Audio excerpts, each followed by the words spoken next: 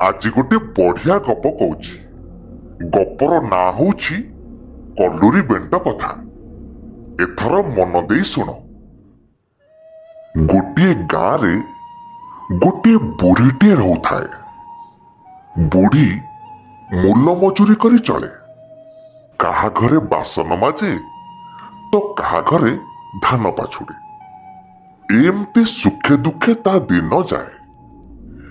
ଦିନେ ବୁଢ଼ୀ ଗୋଟିଏ କଲରା ମଞ୍ଜିଟେ ପାଇଲା। ତାକୁ ତା ଅଗଣାରେ ଗୋଟିଏ ମନ୍ଦା କରି ପୋତିଦେଲା। କିଛି ଦିନ ଭିତରେ ମଞ୍ଜିରୁ ଗଜାଟିଏ ହେଲା। ଧୀରେ ଧୀରେ ଗଜାରୁ ଗଛ ଆଉ ଗଛରୁ ଲତା ମାଡ଼ିଲା। ଦିନେ ବୁଢ଼ୀ ସକାଳୁ ଉଠି ଦେଖିଲା ବେଳକୁ କଲରା ଗଛରେ ଗୋଟିଏ କଲରା ପାଚି ହଳଦୀ ଗୁରୁଗୁରୁ ଦେଖାଯାଉଛି। ବୁଢ଼ୀର ଖୁସି କହିଲେ ନ ସରେ। ଠିକ୍ ତା ଘର ପାଖ ଗୋଟିଏ ଗଛରେ ଗୋଟିଏ କାଉ ରହୁଥିଲା। ହଳଦୀ ଗୁରୁଗୁରୁ କଲରାକୁ ଦେଖି କାଉର ପାଟିରୁ ଲାଳ ଗଡ଼ିଲା। ତାପରେ ସେ ବୁଢ଼ୀକୁ ଆସି କହିଲା,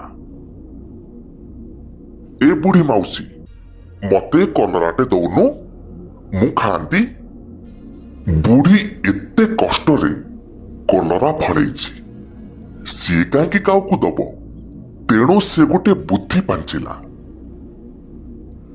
ଆଉ କାଉକୁ କହିଲା, ଏ ବୁଝିଲୁ, ତୁଟା ବଡ ଅସନା, ତୋ ଥଣ୍ଟରେ ତ କାଦୁଅ ଲାଗିଛି, ତୁ କଣ ଖାଇବୁ? ଯଦି ତୋର ଖାଇବାକୁ ଇଚ୍ଛା, ଯା ଆଗ ମାମୁଁ ଘର କୂଅରୁ ମୁହଁ ଧୋଇକିରି ଆ, ତାପରେ ଯାଇକିରି ଖାଇବୁ। ଏତକ ଶୁଣି କାଉ ଭାରି ଖୁସି ହେଇଗଲା। ଆଉ ତାପରେ ସେ ଉଡ଼ି ଉଡ଼ି ଯାଇ ମାମୁଁ ଘର କୂଅ ପାଖରେ ପହଞ୍ଚିଲା। ଆଉ କୂଅକୁ କହିଲା, ରେ କୂଅ, ଦେ ପାଣି, ଧୁଏ ଥଣ୍ଟ, ଧାଇଁ ଧାଇଁ ଖାଏ କଲୁରୀ ବେଣ୍ଟ। ଏକଥା ଶୁଣି କୂଅ କହିଲା, ବୁଝିଲୁ କାଉ, ତୁଟା ବଡ ବୋକାଟା। ମୋ ଦେହରୁ ତୁ କେମିତି ପାଣି କାଢିବୁ? ତୋ ପାଖରେ କଣ ମାଠିଆ ଅଛି? ଯା ଆଗ ତୁ କୁମ୍ଭାର ଘରୁ ମାଠିଆ ଆଣ, ତାପରେ ମୋ ଦେହରୁ ପାଣି କାଢି ମୁହଁ ଧୋଇବୁ, ଯା। କାଉ କାଳ ବିଳମ୍ବ ନ କରି କୁମ୍ଭାର ଘର ଆଡକୁ ଉଡ଼ି ଚାଲିଲା।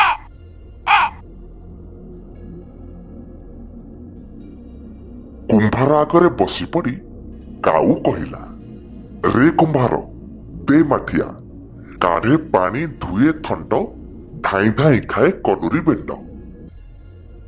ଏ ସକାଳୁ ସକାଳୁ କାହା ମୁହଁ ଚାହିଁଥିଲି କି ଜାଣି? ଟଙ୍କାଟା ବଇ ନେଇନି, ଆକୁ ମୁଫତରେ ମାଠିଆ ଦରକାର। କିଛି ଗୋଟେ କରିବା ପାଇଁ ପଡିବ। କଥା କଣ କି, ମୁଁ ତତେ ମାଠିଆ ଗଢି ଦେଇଥାନ୍ତି ଯେ, ହେଲେ ମୋ ପାଖରେ ଏବେ ମାଟି ନାହିଁ। ତୁ ଯା ବିଲରୁ ମାଟି ଆଣିବୁ, ତାପରେ ମୁଁ ମାଠିଆ ଗଢିଦେବି, ଯା। ତାପରେ କାଉ ଆଉ ଡେରି ନ କରି ବିଲ ଆଡକୁ ଉଡ଼ିଲା। ବିଲରେ ପହଞ୍ଚି ବିଲକୁ କହିଲା, ରେ ବିଲ, ଦେ ମାଟି, ଗଢୁ କୁମ୍ଭାର ମାଠିଆ ଗୋଟି, କାଢେ ପାଣି, ଧୁଏ ଥଣ୍ଟ, ଧାଇଁ ଧାଇଁ ଖାଏ କଲୁରୀ ବେଣ୍ଟ। ବିଲ କାଉର କଥା ଶୁଣି ହସି ହସି କହିଲା, ତୁ ଯାଇ ଆଗ ମିରିଗ ପାଖରୁ ସିଂହ ଆଣେ, ସେଇ ସିଂହରେ ମାଟି ଖୋଳି ମୋ ଦେହରୁ ମାଟି ନେଇଯିବୁ, ମୋର କିଛି ଆପତ୍ତି ନାହିଁ, ଯା। ତାପରେ କାଉ ଉଡ଼ି ଉଡ଼ି ଜଙ୍ଗଲକୁ ଚାଲିଲା। ଜଙ୍ଗଲରେ ତାର ଗୋଟିଏ ମିରିଗ ସହ ଭେଟ ହେଲା। ମିରିଗକୁ ଭେଟି କାଉ କହିଲା, ରେ ମିରିଗ, ଦେ ସିଂହ, ଖୋଳେ ମାଟି, ଗଢୁ କୁମ୍ଭାର ମାଠିଆ ଗୋଟି, କାଢେ ପାଣି, ଧୁଏ ଥଣ୍ଟ, ଧାଇଁ ଧାଇଁ ଖାଏ କଲୁରୀ ବେଣ୍ଟ। ସେ କାଉ କଥା ଶୁଣି କହିଲା, ଦେଖ ଭାଇ, ମୁଁ ଦିନ ସାରା କିଛି ଖାଇନି, ତୁ କାଳି ଗାଈ ପାଖରୁ ଦୁଧ ଆଣ, ମୁଁ ସେ ଦୁଧ ପିଇଲେ ମୋ ଦେହରେ ବଳ ହବ, ଆଉ ତାପରେ ମୁଁ ଯାଇ ତତେ ସିଂହ ଦେବି, ଯା। ଏଥର କାଉ ଜଙ୍ଗଲରୁ ପୁଣି ଗାଁକୁ ଫେରିଲା। ଦେଖିଲା କାଳି ଗାଈଟେ ବନ୍ଧା ହେଇଛି। ସେ କାଳି ଗାଈ ଆଗରେ ବସି ପଡି କହିଲା, ରେ କାଳି ଗାଈ, ଦେ ଦୁଧ, ପିଉ ମିରିଗ, ଦେଉ ସିଂହ, ଖୋଳେ ମାଟି, ଗଢୁ କୁମ୍ଭାର ମାଠିଆ ଗୋଟି, କାଢେ ପାଣି ଧୁଏ ଥଣ୍ଟ, ଧାଇଁ ଧାଇଁ ଖାଏ କଲୁରୀ ବେଣ୍ଡ। କାଉ କଥା ଶୁଣି କାଳିଗାଈ କହିଲା, ତୁ ଆଗ ମତେ ଘାସ ଦେ, ଘାସ ଖାଇଲେ ସିନା ମୁଁ ଦୁଧ ଦେବି।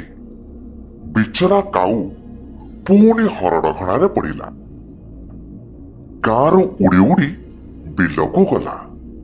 ଗହୀର ବିଲରେ ବସି କାଉ ହିଡ଼କୁ କହିଲା, ରେ ହିଡ଼, ଦେ ଘାସ, ଖାଉ କାଳିଗାଈ ଦେଉ ଦୁଧ, ପିଉ ମିରିଗ ଦେଉ ସିଂହ, ଖୋଳେ ମାଟି ଗଢୁ କୁମ୍ଭାର ମାଠିଆ ଗୋଟି, କାଢେ ପାଣି ଧୁଏ ଥଣ୍ଟ, ଧାଇଁ ଧାଇଁ ଖାଏ କଲୁରୀ ବେଣ୍ଡ।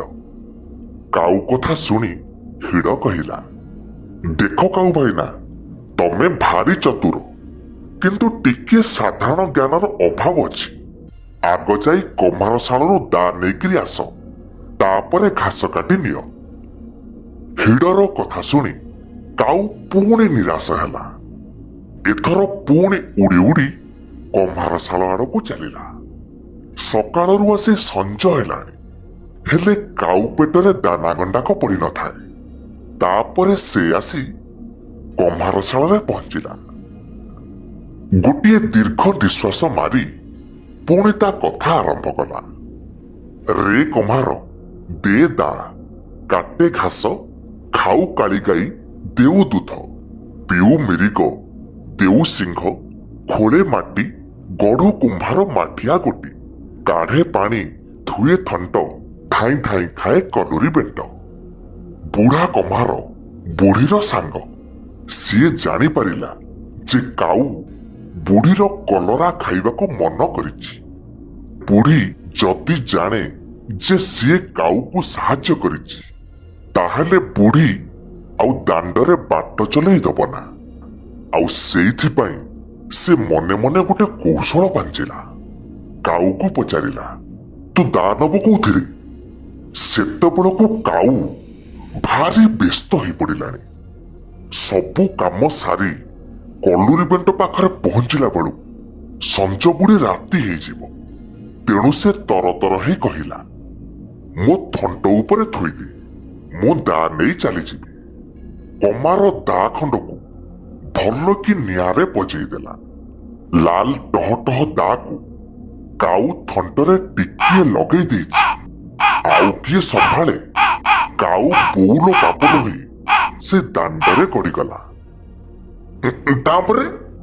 ତାପରେ ବିଚରା କାଉର କଲୁରୀ ବେଣ୍ଡ ଖାଇବାର ନିଶା ତୁଟିଗଲା। ସେଇଦିନ ଠାରୁ କାଉ ପର ଜିନିଷ ଉପରେ ଲୋଭ ନ କରି ନିଜେ ତା ଆହାର ଖୋଜି ଖାଇଲା।